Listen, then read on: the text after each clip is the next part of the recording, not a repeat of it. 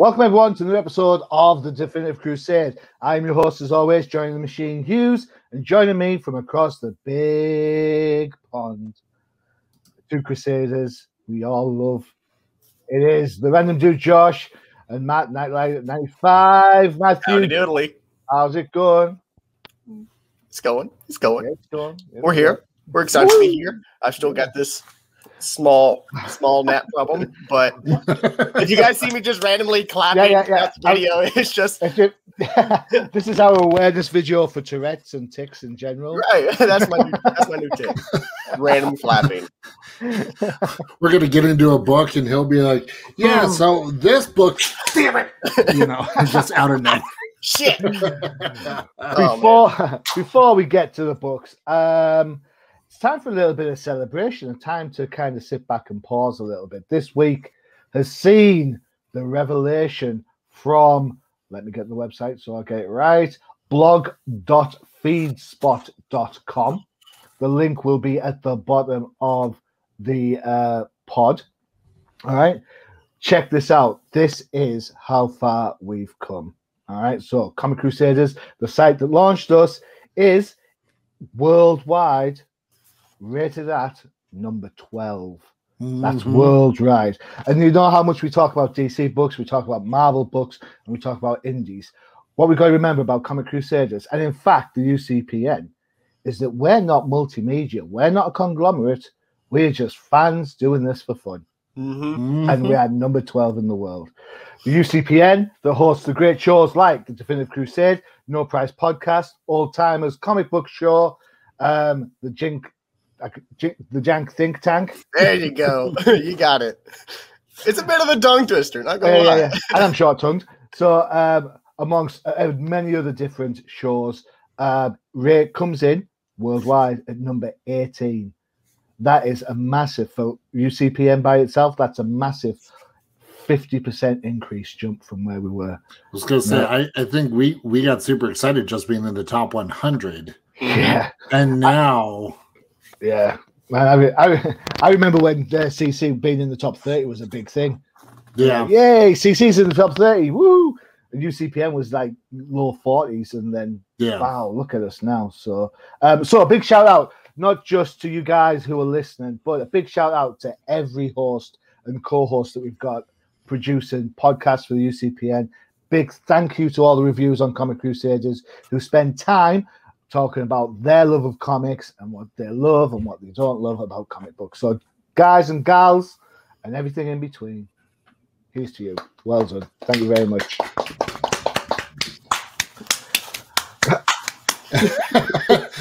was it just for the naps? Yeah. For the record, Josh and I were clapping. I was just getting gnats, man. Yeah, don't worry about it. Matthew was getting attacked by gnats. Look, it's Tennessee weather. It's getting hot. It's getting humid. It's that time of year. Things are coming out of the woods, which I just happen to live right next to. So it's just that thing. That sounds like an indie book all by itself. There's something coming out of the woods. Something coming out of the woods. Imagine out of the woodwork. All right, okay. Celebratory. Check out the website. See where we are. See which who we're beating, because there's some big names on there. All right, so back to the comic books. We're going to go with Josh's pick first, and I don't know why. Why, Josh, do you do this? Why? Every week we say, "Oh, I'm sick of this character. Oh, this character's never away. I'm so sick of him." So what we're going to do? Just keep talking about it. Yeah, going to keep talking about old pasty face, right? So it's the Joker presents a puzzle box number 1. It's written by Matthew Rosenberg. Art this time around is by Jesus Marino. Colors by Ulysses, I've got to say, Roller, and then letters by Ferran Delgado. As if one Joker book wasn't enough. We've now got this. Joshua, you are a twisted puppy. Have you met me? Oh, yes. All right, Josh, your call. Take it away. All right, so there was a reason behind the madness on why I picked this book. Talk so I had gone to, One too many migraine books. But that's neither here nor there. No, I had gone to DCComics.com and I just read the short little blurb that they put describing the book. And I found it very interesting on the way it was pitched. You know, what would a book be like? What would a story be like being completely narrated by the Joker? You know, we go back through the mythos of the Joker, looking at his origin, and we've had multiple versions because we know the Joker tells very different stories. I mean, we even get that during The Dark Knight, where Heath Ledger's Joker tells variations on how he got his scars. Do you want to know how I got these scars? Oh, I got these scars. My father was a drinker and a fiend. Well, one night he came home. Okay, I'm done. Great monologue. Fantastic. Oh, it's wonderful. You know, Wonderful but performance. this book goes off crazier than usual because I had to throw mine in. But to have the Joker narrate the story just seems intriguing. And so rather than just going into this blind, I actually did think about my pick for this episode, Johnny. Just wanted to let you know. I didn't just know this one. And you still came up with this? Yes. Because I wanted to see how Rosenberg put this story together. I mean, you've already got me hooked on the fact that Joker's narrating. So we get the Joker being interrogated by GCPD. I mean, what better way to start a Joker book off? And I mean, we get the Joker's sass, we get his attitude, we get his shenanigans. What a word! I love that word. It's a great magic card. Yes. Oh wait, wrong channel. Wrong show. Dang it. Oh man. But the thing that I got a kick out of the most, there's one panel. The Joker is telling about how Batman just comes in and busts up the party. And it's the conversation that he has with Batman that just made me laugh. Where he claims, at least in this panel, that Batman says, and I quote, "Thank you, Joker. I always appreciate your help. I'd be nothing more than a violent jerkwad with a bat fetish if it weren't for you." That one panel, I was dying laughing. It was so freaking funny. And then, you know, obviously the other detective tells him it's being absurd. And he goes, "You're right, it is absurd. Batman doesn't really appreciate me." But it was just, I don't know. To have the Joker tell this story has me so curious that I want to read more. I thought the artwork was great in this. It was great to see the Batgirl suit that I enjoy with the gold emblem and the black. And the style of the Joker, I could take it or leave it, but for the most part, I enjoyed the book a lot more than I thought I would have. I feel like I've literally just kicked Johnny in the shins, made him drink, you know, warm Dr. Pepper, and then made him read a Red Hood book. Look, oh wait, that wasn't me. That's our next one. we'll get there. Look, this is since I've been on the show, Johnny's enjoyment of these books has gone down lower and lower because I just keep picking like Jokers and Red Hoods. So I'm just sending an email to No Prize saying, "Dudes, can I come back and talk about Marvel books, please?" Yeah. Can we get Freya back, please? You know what? Yeah. This is his code way of saying Freya. Come back. Save me, Freya. Ooh. But all this is going to come back. All right, okay. So it's a big win. The Joker presents puzzle box, a big win for Josh. Matthew, I wouldn't go that far. I would say it has me hooked. I'm curious enough to read more. That means it's past the 5 mark. It's at least a 6. So it's scores tied, top of the 4th quarter. Let's see what happens. All right, okay. Matthew, what do you think of the puzzle box? In kind of the same way. When I went into it, I didn't know it was going to be like a Joker telling the story. I was just like, oh, puzzle box, cool. Maybe we'll actually see like Joker's mastermind and all that kind of stuff. But then it switched over to kind of the funny aspect. So it threw me off immediately from what I thought it was going to be. But just as Josh stated, the whole line with Batman is like, I really appreciate you, Joker. that had me cracking up. He was like, everybody was throwing a party for me. Oh, yeah, Joker. Oh, yeah, we love you. Oh, happy for doing this weird stuff. And when he's talking with Commissioner Gordon and the other detective, Commissioner Gordon says something along the lines of, we brought you in here to tell us what happened. He goes, no, you brought me in here to talk, and so I'm talking. And so he's just spitting this story pretty much out of his butthole. It's great. I have to agree with Josh. For me, I'd probably rank it like a 7 out of 10. I'm interested to see where it's going. I'm interested to see how the story twists. And apparently somebody has killed Edward Nygma, or otherwise known as the Riddler. And so they're trying to figure out. I mean, we saw the last panel, so I wasn't worried about saying anything. But some people have probably already read the book. It has been out for a little bit. So, well, I guess I should have said spoiler alert, but that's on me. That's on me. I apologize. The book's been out a week, so if you're a Joker fan, you've already picked this book up. So. But and so that's why sorry, I'm stumbling over my words. That's even why the Joker's brought into the precincts, because they're trying to figure out exactly what happened. Because if Batman made an appearance, we can pretty much assume that Batman's not the one that did it. So something else had happened, and they're trying to figure out the story. And all the while, the Joker's spinning this tall tale about what he thought that had happened. So it's interesting. It's funny. All right. Okay. So I agree. The book's decent looking. But unfortunately for me, it doesn't offer anything new to a Joker story.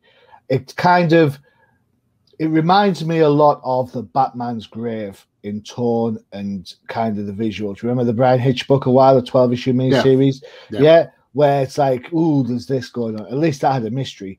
I read the same blurb as you did for this. There's a puzzle box. Not in this issue, there isn't. Not at all. But is the puzzle box a literal puzzle box, or is it a figurative puzzle box? Because look who it's coming from. To be fair, I genuinely don't care on this one. I don't. It's like the Joker at this stage has become oversaturated massively. As much as we Batman. Yeah, agreed. But as much as we vilify Migraine for being Migraine, they don't have pick a villain. Doctor Doom. They do not have a Doctor Doom. They don't have 2 Doctor Doom books out. And Doctor Doom is in every single the villain in every single book, not the way the Joker is. You know, it's like the Joker pops up everywhere. Now, the idea of him having a rambling story, you know what? When it was done first in The Killing Joke, I was totally okay with that. I thought, you know what? That makes sense. But now, it's becoming like Wolverine's backstory. Everyone can write whatever they like and just claim, but it's the Joker. He doesn't tell the truth. He's just rambling. So actually, you're getting nothing new. You can take nothing at face value. What he says has no meaning. So therefore, the character himself has no meaning. He is actually a joke. Okay. I just don't get it. I mean, I like Matthew Rosenberg. I think he did a great job on the Uncanny X-Men book before it got renamed into the Hickman universe. You know, 21 issues of X-Men when it wasn't a popular book, he kept it going. So, you know, it's just not for me. It just doesn't.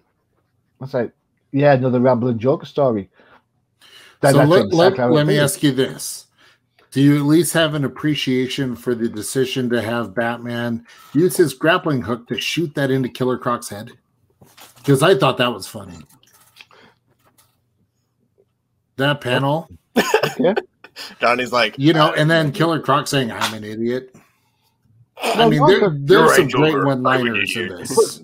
But this is just all caricatures. This is like, it's caricatures of characters. It's like they're doing the doofy thing. The panel you've got there of Robin punching the Penguin. It's a lift from it's a lift from Batman 66 TV cartoon. Yeah. Practically. So these are all caricatures of things we've seen before. Give me something new and then I'll get excited. Don't give me the same old stuff. Yeah, but we've seen that in comics. We've seen that in movies. Yeah. I mean, they keep recycling stuff, so it's one of those take it, run with it, and enjoy it for what it is. Or you recycle the same stuff. I'm not going to be interested. I'll leave that on the shelf. Well, this is why we have flip side focus. That's true. It's interesting because, Gordon's playing a part in this story. And yet Gordon's playing a part in the other. The other story. There's no continuity to this. You've got, Bats in a bat suit. You've got Batgirl, who hasn't been Batgirl for at least the last 3 months. On top of that, you've got Robin kicking around in a Robin suit when he was Drake last time we saw him in the Titans. Mm-hmm. There's no continuity. Commissioner Gordon is still Commissioner Gordon. Yeah. Well, so I almost wonder if this particular miniseries, this arc, is its own little separate thing. May just be a spinoff. But then why? This is it. What? You've got Infinite Frontier. Do you know what this book what I think for this? I honestly think about this book. They came up with this great idea, and it wasn't serious enough for Black Label. Because you look at that cover by Chip Zdarsky, which is a great cover, by the way. Yeah. I saw that cover on a comic book rack. I would be picking up this book to look at it. That is a great cover. That is really good artwork. Really good design. But the same token, you look at that and you think Black Label. Tell me I'm wrong. And then you're not wrong. You open it up and it's just standard fare. It's like. So would you say this is a slight puzzle box of false advertising? No, I just think it's mismanaged. Oh, okay. At least he's honest. I'm being grumpy today. I've still got all my Clark Kents on, so yeah, I'm feeling a bit grumpy. Sorry. Wait. Are you saying, Johnny, that you're pulling a bud right now? No. What's pulling a bud mean? Do you really want me to answer that? Uh-huh. Old and grumpy? I have no clue what he means, so you got it. I'm what, sorry?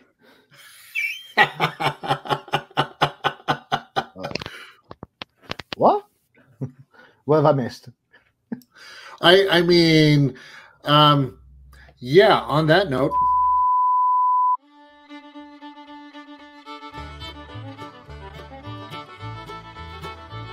Do you want to find out what makes the professor do his happy dance? Check out the Old Timers Comic Book Show, only on the UCPN.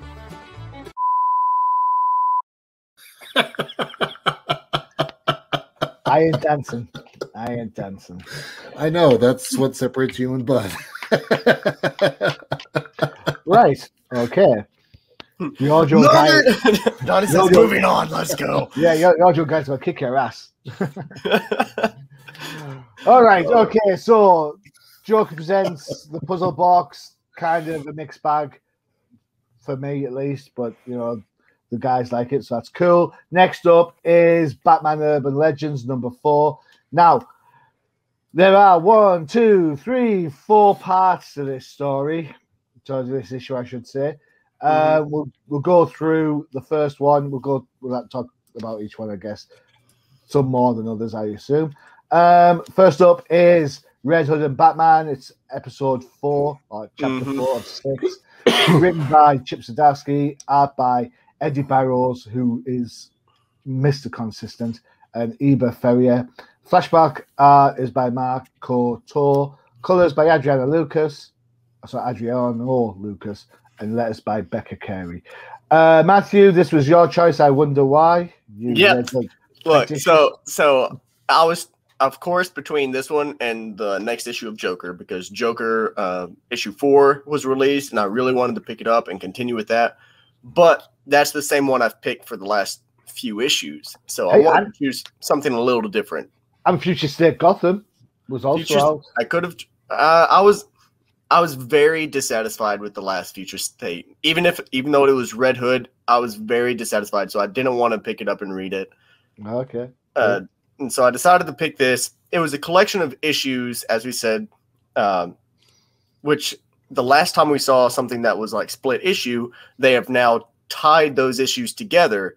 The one where we saw with the Batman issue and then Huntress. Yeah. Those stories ended up tying together. And so that's when I saw this, I was like, oh, maybe they're doing something else kind of along those lines. That'd be cool. And so it's like a bunch of mini series that end up tying together because the stories end up, fitting with each other. So I wanted to pick it up and do it for that reason. Also, as I said, saw Red Hood. I had to read it because I love a big Red Hood fan, but I didn't want that to be the only reason I picked up this book. Don't you mean Ermac? No. That's totally Ermac. Just like the Batman Who Laughs is Judge Death. That's Ermac. So Ermac. I can't argue with that. I can't because it's very similar. But this is the outlaw Red Hood style. He's gotten rid of the full helmet. He's just on the mask and the red hood. And I actually love this design because with the hood and everything, it was still giving like Iron Man vibes. Arkham Knight style was really cool. But I specifically like this style more. Now, as far as artwork goes and character design goes, I like this style of the Red Hood more than the other costumes and outfits that he has donned on before. Okay. So we start out. Red Hood is fighting Mr. Freeze.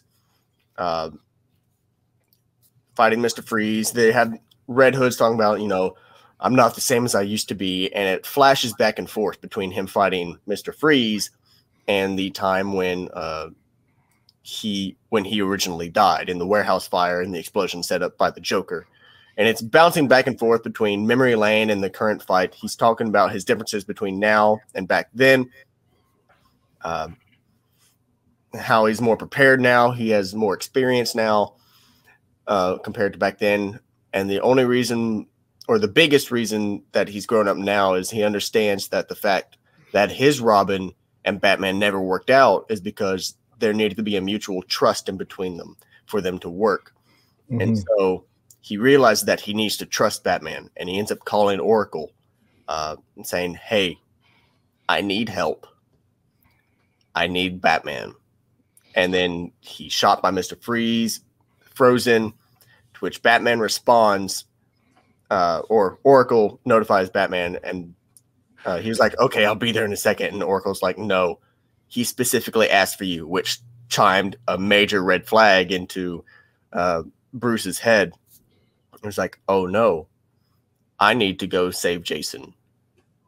And so that's what I really liked, is because we actually see the aspect kind of like the father and son aspect, because Jason is Bruce Wayne's son. And that's how he was introduced in the story. Bruce Wayne adopted him and was raising him. And so I love to see the father-son aspect between Jason and Bruce. I love seeing that reconciliation starting to take place. Specifically, Jason learning that he may have been wrong and he's starting to grow up a bit. And so we actually see Batman call him son in one of the panels as he drives over to save him. Fight ensues. I'm just giving the paraphrasing and the synopsis of this. But he ends up saving Jason. But Mr. Freeze gets away. So right. Artwork, dum. artwork, love the artwork for it. It was very up to date in the first few panels, but every single flashback, it showed kind of like that old style of comic book. And so it bounced back and forth. And I enjoyed it. I enjoyed this specific issue a whole lot. All right. Okay. Good shout. So for you, the Red Hood bit works really well. We'll get into the other stories in a bit. Josh, Red Hood story, yeah, nay? I feel like I've read this story before. Yeah. It's because we have. Talking about recycling, I mean, we get, death in the family all over again with the flashbacks. Mm-hmm. And I don't know. It's like, okay, you're taking a theme that has been played over multiple times, Batman and Robin not trusting each other. Seems to happen with every Robin at some point in time. They're teenage boys growing up. They're going through their rebellious stage. It's just that the rest of them have learned, and otherwise, well, Jason has not. And so we're starting to see him learn. That's what I took away from it. Yeah. It was nice to see Mr. Freeze as the main villain in this.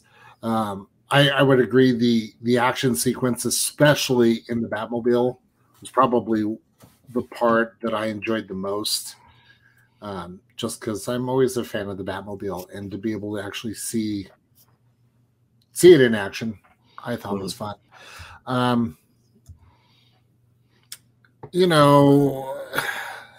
Batman, when it comes to Mr. Freeze, I feel like Batman is gullible a lot because it never fails. He always gets frozen by Mr. Freeze. Every single time. Happened to Adam West, happened to Kevin Conroy's, happened to George Clooney. Arnold Schwarzenegger is the best villain out of the series. Mr. Freeze. Have a nice day. Have a nice day. Yep. All right, everyone, chill.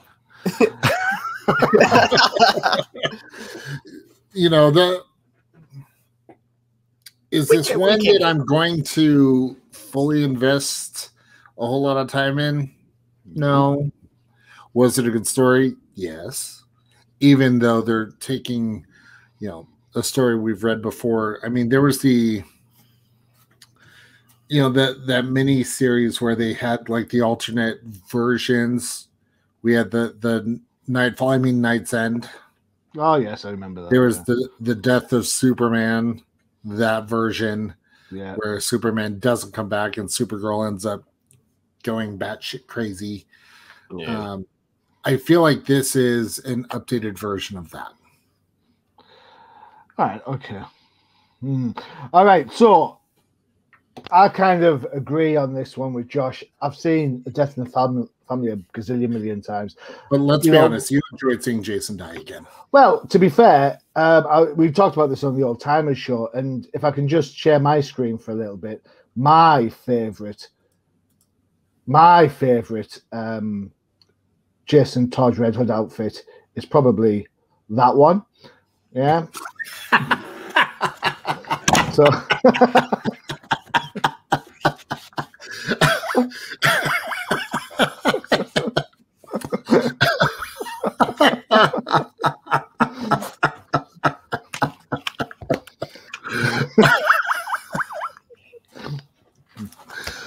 wow. It's a good joke. It's a good joke. Great joke even. But it doesn't mean it hurts any less. I didn't feel a thing. Not me neither. No. You guys are killing me.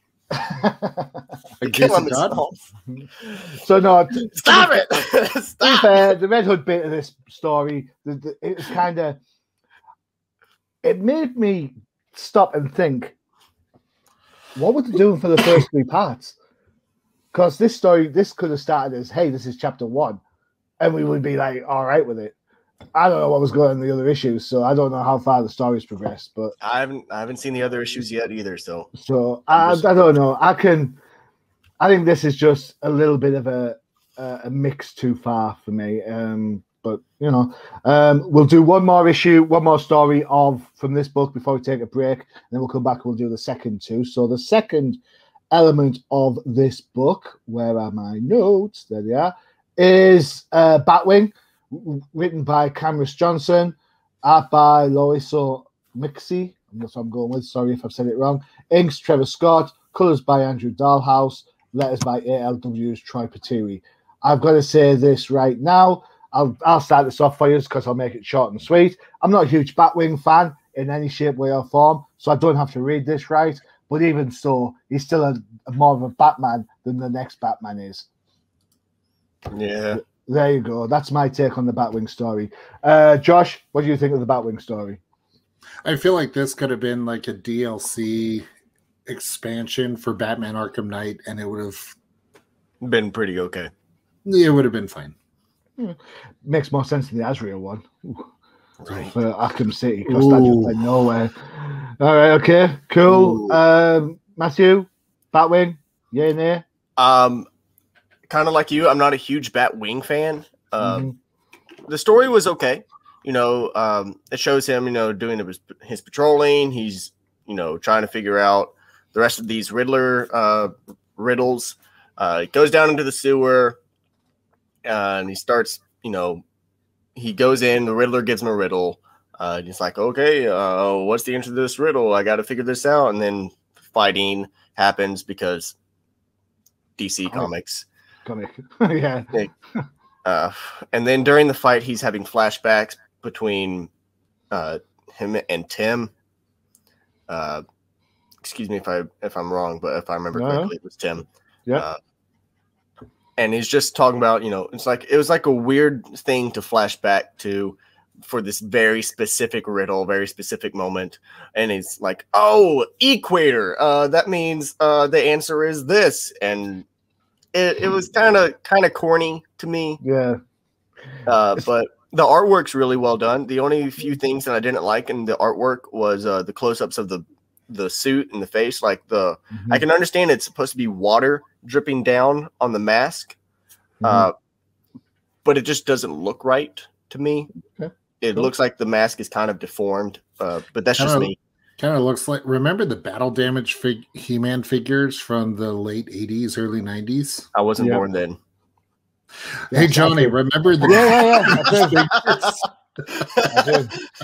I'm not quite as old as you guys. That's what his face looks like the part you would have pushed in and it would have flipped to be the battle damage part. That's what his face looks like. It's funny you mentioned DLC cost when Matthew's explaining this. Batwing gets a riddle and has to go in the sewers. I'm sure I have played that chapter in Arkham City. Trying to find those damn trophies. I still haven't found all of them. Arkham Knight, I still have not found all of them, and it makes me so angry. Oh, man, okay, right. Sorry, Josh. Sorry, Matthew. Even it's decent.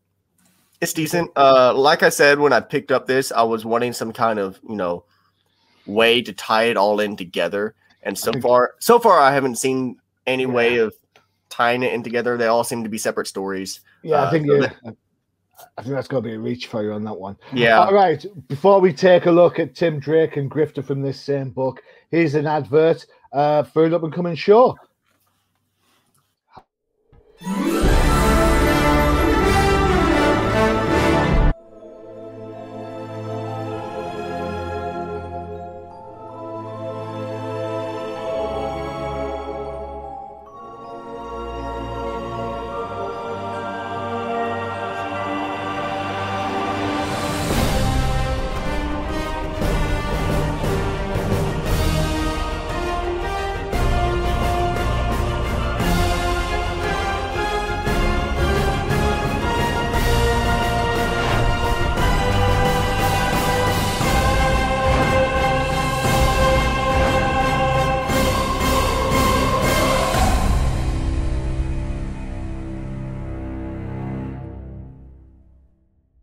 So the Random Dad Chronicles is back. Excellent. Yep. I'm super excited. Do you know which book you're going with first? Surprisingly, we are actually going to go with Batman Fortnite Zero Point because Lucas is a huge Fortnite fan. I'm obviously a Batman fan. And so when I mentioned the book to him, he goes, yes. And so that'll be the first episode. And then we'll have some other books we'll be reviewing. So yeah, stay tuned for that. It's been it's been a couple years since we did the show, so I'm excited to get his take on those books. I know another one we'll be doing will be Wrong Earth by Tom Payer from Ahoy Comics. So yeah, stay tuned for that. All right, so we're still having a look through Batman Urban Legends #4.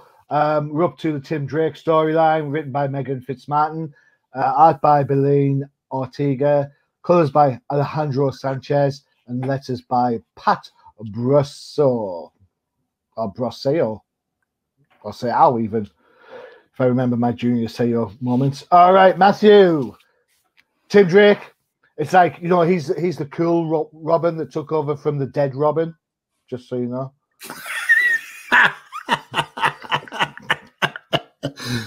Oh, I think we're going to kill that joke into the ground. No, we're not. Not even with a crowbar. It will just bring it back from the dead and kill it again. PC style. You know, the best part is poor Matthew, his mic is muted or something. You're right. You're right. It was. I thought I unmuted it.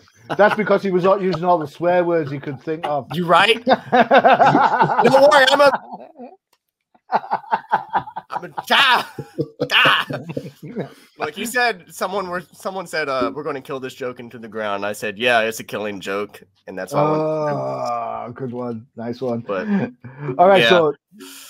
So let me ask a serious question then. I know we all know that you're a huge Jason Todd fan. Do you have any love for Tim Drake? I do have a little love for Tim Drake. You know, whereas, you know, we all see a different side of Robin. We all see, you know, and that's something I love about Robin character is that through each iteration of them, we see that they are in fact separate people. They are all different characters. You know, with Dick Grayson, we see the loyal son.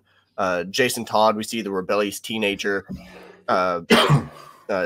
Tim Drake, we see the super brain detective. And then Damian, we see the assassin. You know, I love each character of Robin shows them as different characters. And Tim Drake, as I said, is the super brain. He's always, you know, staying up for 48 hours to solve a case. And I love the character, really well designed. Speaking of design, the artwork in this book, I love the artwork for this little strip. Really well done. This amazing shot of Tim as he's talking with Oracle on the clock tower next to the gargoyle. Love it. Absolutely love it. Beautiful to me. And it is kind of funny because Oracle is talking to Tim about, you know, I have to run updates on the computer. It's actually running slower now. And he's like, oh, okay, do this instead.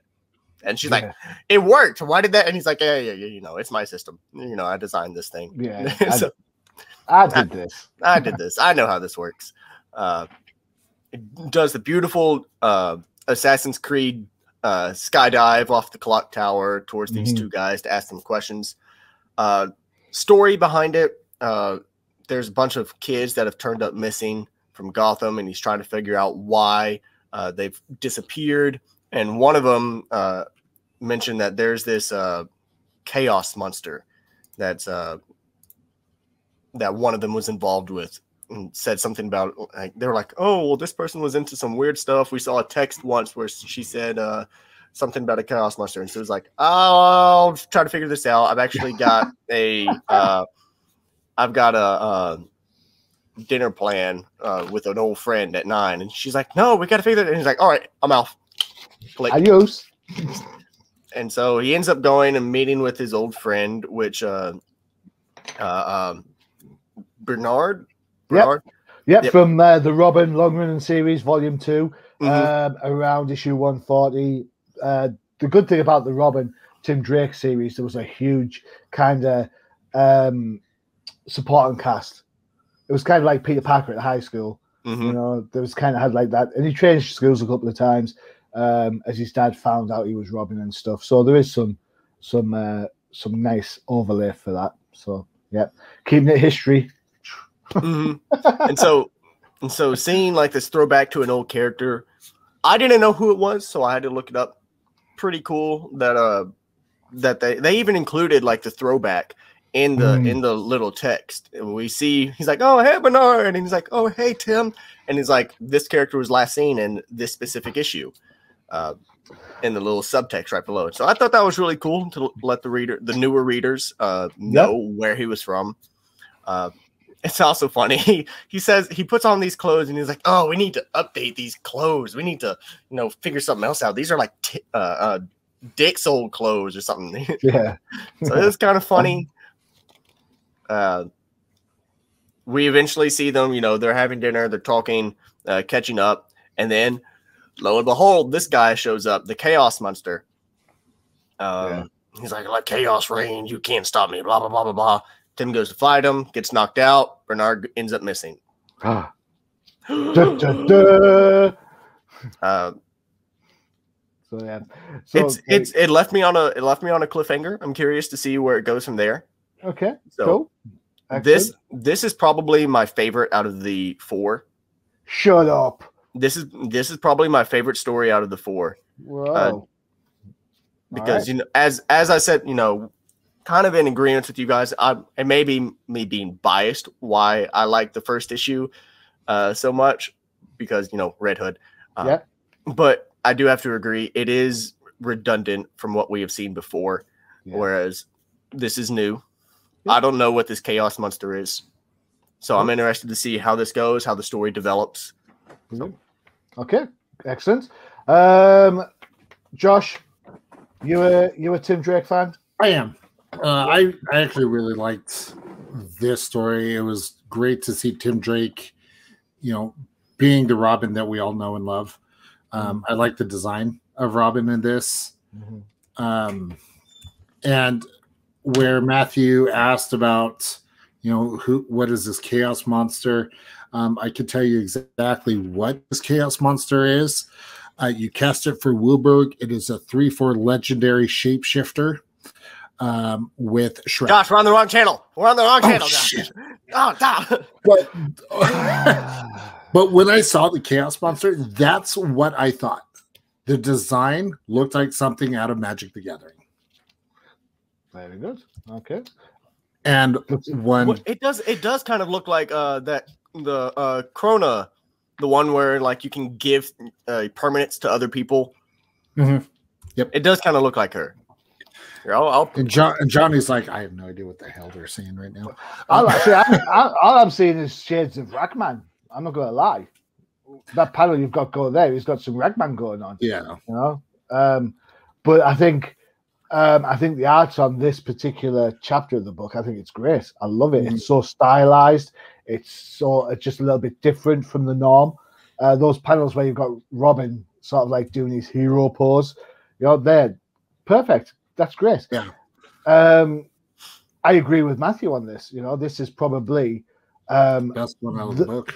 The best story out of the book, right. Definitely. It's well observed for Tim. It's in character with Tim. He always cared about his sub characters. So for me, this is a win-win. The fact it also alludes to some greater history and the fact that he talks about the micro caves around Gotham, which is kind of a nod to the current situation. His mate calls him Timothy Wayne because he was adopted by Bruce at one point, so therefore he's buying dinner. There's a lot of history context in this like 4 or 5 pages, and I think that's really well done. And it's not kind of like in your face history like maybe the Red Hood element is, because that is so famous. These are kind of like little snippets of bits that long-term fans will get a kick out of. So I think that's well observed. Finally, we've got the Wildstorm Studios forcing their way into the DC universe with Grifter, written by Matthew Rosenberg, who we've talked about already. Art by Ryan Benjamin, colors by Antonio Fabela. It's like you just gotta say it like that, yeah. Fabela. Fabella. And letters by Seda Temofonte. I've got to say, I can do without. I can do without Grifter. Quite like Zealot though; she's quite hot. But other than this, other than Bruce not being able to unlock his own glass window anymore, not a lot going on here for me. Yeah.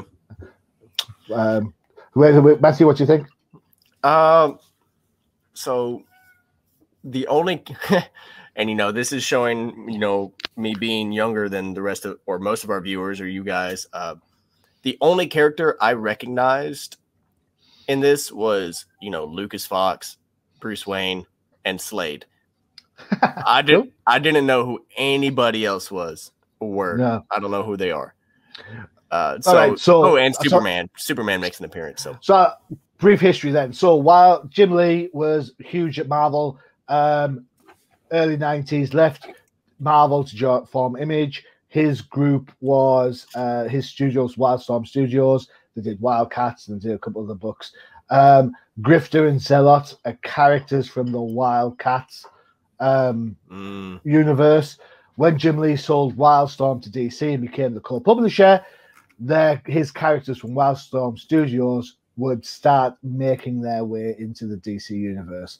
So this is them coming into that universe. So unless you read Image comics from the 90s, you're not going to know who these characters are. Okay. Which is a fair shout. Okay, cool. All right, and I found that image that I was talking about with the Chaos Monster, looking like a certain character, but I was going to share it, but it's fine. It's fine. That moment's already passed. Okay. Other than that, it was a decent story. It was basically those two working together to capture Batman, which it seemed to have worked until Grifter's talking to the canister that's supposed to be housing Batman, and he's like, "Hey, Bats, you in there?" And we just see a fist fly through with the blue skins, and we're like, "Oh no, the wrong guy." That's the wrong dude. Superman breaks out, and these two are like, "Crap! Oh no!" Yeah, Superman's probably the only person that can go toe to toe with Deathstroke every time. Mm-hmm. Josh, what do you think's going on with the Lucius Bruce Wayne relationship? Because Lucius is a bit of a dick in this book, really, isn't he? I mean, let's be honest. Bruce has kind of forced Lucius to be like that. I don't know. My favorite part of this story was the end when I was done reading it. All right. Johnny, I'm with you. I could have passed on this. Yeah. If it was just the Red Hood story and the Tim Drake story, I would have been fine. Pass on Batwing, pass on this. Four issues is a lot to put into one book. Yeah. So unless you have something absolutely striking at the end, honestly, sorry, words. Tim Drake should have been the one at the end, because you want something to end the book as pretty much as well as it started, if not better. And but then that's like, I mean, this may be before your time, but that was like when we were forced to buy a CD for just one song, and then you have to listen to 13 other songs that you're just like, I don't want to listen. Hey, I grew up with CDs. I know what they are. I mean, they did that with cassette tapes too. True. All right, dude, Jimmy Buffett. I listened the heck out of Cheeseburger in Paradise from that Jimmy Buffett cassette. I was going to say vinyl records. Oh, sorry, Johnny. Okay, yeah, that one is. No, I was going to say. When Ugg strike a stick with rock. Oh, that was good music. Yeah. What, you think we're ancient? So what I was going to say is this book reminds me a lot of the old Action Comics Weekly that used to come out back in the early 80s to mid 80s. What would happen is there would be a Superman story, then there'd be a rotating cast of other characters from the DC universe in which they would get like an 8-chapter story, but they'd be broken down to 4 or 5 pages. So this is that same premise, but rather than being the whole universe, it's just set in Gotham. It's DC. It's Batman and his cast. Future issues are going to have Black Canary in there and Birds of Prey. So hopefully, that revolving cast will give some weight to everything that's going on. So you're not just stuck with with boring books Yeah. or boring characters. But you know, buy it if you like the characters, I guess. But all right, our last book is we need to give shout out. Well, we don't need to. We are giving shout out, I suppose. It is DC Pride. So I've got to say, I liked the idea of DC Pride, and I liked the DC Asian book they did a couple of weeks back. I was really annoyed that Cheshire wasn't in the book, even though she was on the cover. So, Josh, do we have an image for this book? Yep, I'm getting it. Here is the cover in 3, 2, 1. Bam. Beep. So there you go. You've got Jim Lee doing what Jim Lee does best. You've got a whole host of characters in there. So you've got the Future Flash, Batwoman, Harley and Ivy. You've got Renee. You've got the Alan Scott Green Lantern. You've got Midnighter in there as well. So you've got a whole range of, as the cover says, an LGBTQIA plus characters in there. You know, as an idea, I like the idea a lot. Josh, do you have a favorite story in this anthology? You know, out of all of them, there wasn't one that was like completely like, oh my gosh, this is my absolute favorite. Although I think the Midnight one was probably the one that stood, that left a better reading experience for me than the others. Just because the story and the artwork had that balance where the others, it was either writing was good and the art was, or art was good and the writing was. So this is the one that I think I enjoyed the most. So at the end of the day, I like this approach that they took, to just have one book, you know, all different stories showcasing all these different characters. And I feel it was done in such a way that, okay, yes, it's Pride Month, but it wasn't, here's everything Pride just slapped right in your face. Yeah. There was that subtle approach, which I appreciated. Well, so to an extreme, because I mean, we can't, for some reason, we cannot get a Batwoman story without having 4 or 5 pages telling us that she's a lesbian. Yeah. We get it already. Batwoman's a lesbian. That's fine. Stop telling us about it. Stop telling us Batwoman's a lesbian, and stop telling us that the Joker killed the Jason Todd. We know these facts. We don't need to keep hearing them. Yeah. Right. So it's kind of like what you said. It's like, it's not that we're ragging on, you know, anybody, you know, Pride. We're not hating on anything on the storytelling. We're not hating on the fact that, you know, Batwoman's a lesbian or anything. It's just that it's, as you said with the Red Hood, it's a lot of redundant facts that we already know. We understand that Batwoman's a lesbian. We have no problem with that. We have no problem with that at all. But if that is the main reason why you are showcasing a character, then maybe you need to start delving more into the character and revising a few things about it.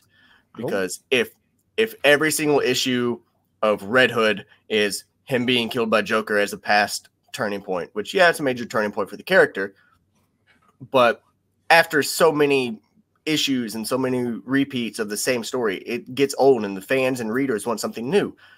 Batwoman being a lesbian, if every issue is her, you know, talking about how much she's a lesbian and that's the main story plot and it just keeps repeating, yeah, the fans want something more than just those facts. I was about to say simple facts, but that's not really simple facts. So you know what? You're absolutely right, because this is exactly why the Batwoman series got cancelled.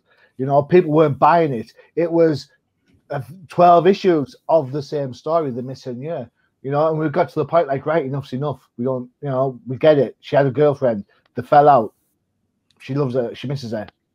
But, you know, I'm not spending $4 a month to hear this story. So, you know, that said, Matthew, did you have a favorite story from a point of view? My favorite has to be Poison Ivy and Harley Quinn of all time. Every single time. All right, okay, cool. You know, I love both of those characters, even on their own. I love Poison Ivy, you know, from, you know, the Arkham Asylum City Night series. Poison Ivy was really well done as a character. Reading her as a comic, she was really well done. I love the character of Harley. You know, we all know her tragic backstory, you know, being used by the Joker, her developing from that and moving on as a character to eventually become a quote unquote good or better character. And I think the dynamic between Poison Ivy and Harley work really well. We have someone who's kind of crazy, you know, gives off a lot of energy, whereas Poison Ivy's really laid back, really relaxed. And then we see these two in a relationship and working together, and their dynamics work really well. And we see in this story, Poison Ivy, like, hey, Harley, we need to talk about this. And Harley seems to be dodging the fact, or dodging it every single time, dodging the issue, dodging the topic of conversation. And finally, Ivy's like, we need to talk about this. And she's like, I know, I'm just really bad with words. Okay, look. They talk about the relationship. And it's really cute. It's really good. It's a really good story. This was my favorite out of all of them. So the Midnight one was really good. I did like the Midnight one though. So we'll give some shout outs. Another Word for a Truck to Move Your Furniture, which is the Harley and Ivy one, written by Mariko Tamaki. Artist is A.B. Reader, colorist is Marissa Louise, and letterer is Ariana Meyer. For me, there's a couple of here that I think are overblown. The Batwoman one's a little bit overblown. He's the Light of My Life is a little bit overblown. Although I like Sam Johns as a writer because I loved him on Green Lanterns. For me, the best story for me is definitely Try the Girl by Vita Ayala. Art by Skylar Patridge. Colorist is Jose Villarrubia. And letterer is Ariana Meyer again. This is the Question story. I really quite like that whole. I like the Question. I don't care who's behind the mask. Rennie Montoya is a really great character to start with. So that's really. I like seeing her around. So that was cool. The other one that I thought was particularly good, or just from a fun point of view, very similar in tone, I suppose, to the Harley and Ivy one, was the Crow's Makeup Gift, which was the Flash story, written by Danny Law, Lisa Stirl, who a lot of indie artist fans will recognize straight away as a name. Enrique Erin Angiolini is the colorist, with Becca Carey as letterer. I think for me, those are the best. Those are the best stories, the kind of ones that took me by surprise. So, and that's kind of what I wanted. You know, for me, I can probably say this is, you know, I don't know, being as laid back as I am about everything. I get that there has to be representation in comic books, and there should be representation in comic books. They should represent real life. But by the same token, that's not gender. Sexuality is not always who defines whomever. You know, there's a whole host of other things going on there. So just bear that in mind when you're rocking out your characters, I guess. Do we agree with that kind of thing? Yeah. Hopefully. Yeah. Cool. Everyone says no. I dig myself a hole that I cannot get out of later. Thank you. This turn, we go from 13th to like 30th from this video.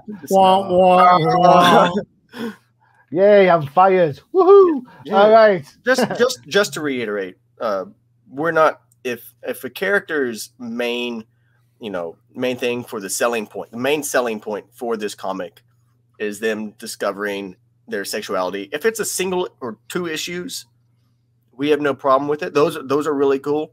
But when it's the same story over and over and over again, is when we start getting tired of it. And you're right. It's not just about gender or sexuality. If it's the same defining moment over and over and over again, that's when we get like, whoa, how have we seen this before? But you know, it's good that it gets recognized. It's good that Pride gets recognized in DC.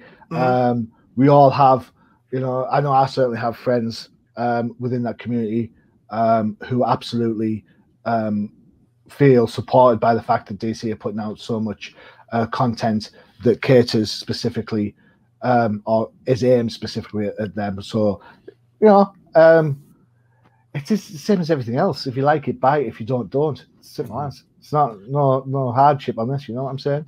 Right. Right. There you go. That's done for another episode. Before I go through the usual roundup of shows, don't forget, you lucky Android users, why don't you go and check out your Google Play Store, check out Comic Crusaders, and download the Comic Crusaders app. It is coming to iOS soon, so don't stress. From there, you'll get loads of notifications about new reviews, and of course, all the notifications of all new pods that go on when they go live. You will never miss a moment of dulcet tones about comic books, Magic the Gathering, and God knows what else crops up. All right, cool. Don't forget to check out the UCPN for all your favorite shows, including Matthew. Matthew, go. Matthew, go. I'll shut up. The Jank Think Tank, where we talk about Magic the Gathering, all your favorite combos, deck techs, even doing gameplay. Whoa, there you go. Me and Josh, I almost pointed to the wrong person. Me and Josh are on it. We're looking to have maybe some special guests soon. It's still up in the air, but is it me? Am I on it? Is it me? Surprise! Johnny's playing Magic now. Make sure you check it out. It's a lot of fun stuff. Josh, I believe it's your go now. Yep. Of course, we've got Flipside Focus, all things indie comics. And as we talked about earlier, we've got the up-and-coming resurgence of the Random Dad Chronicles with none other than the man, the myth, the legend, Lucas, who is right here with me. Hey, Lucas! Yay! There he is. So stay tuned for that. That'll be fun, right? Yeah. Cool. And also, don't forget, of course, No Price Podcast for everything Marvel and the Old Timers Comic Book Show for all those books from yesteryear. All right. This is Johnny the Machine Hughes for the Infinite Crusade. As always, adios.